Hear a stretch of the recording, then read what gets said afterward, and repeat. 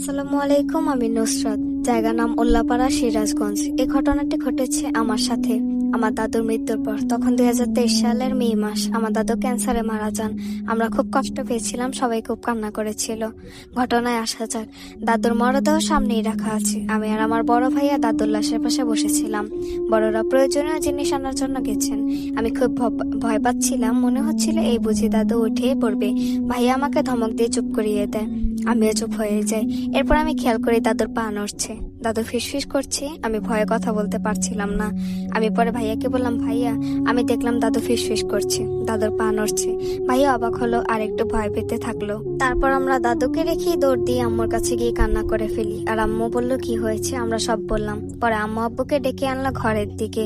দেখে দাদুর লাশ নেই। অসম্ভব ব্যাপার, দাদু তো এখানেই শুয়ে আছে, তাহলে দাদু কই গেল? পরে চাচ্চু বললো এটা সাধারণ কিছু না, এটা অস্বাভাবিক কিছু হতে পারে, তাড়াতাড়ি ইমামকে ডাকতে হবে। তারপর ইমাম বলে লাশ চুরি করা হয়েছে, এটা কে করেছে তা সে বলতে পারলো না। 1 বছর কেটে যায়, কোনো তথ্য পাওয়া গেল না। হঠাৎ একদিন আমার দাদি আমার নাম ধরে চিৎকার দিয়ে মাটিতে পড়ে যায়। পরে জানা যায় দাদি নাকি প্রায় দাদাকে দেখতে পায়।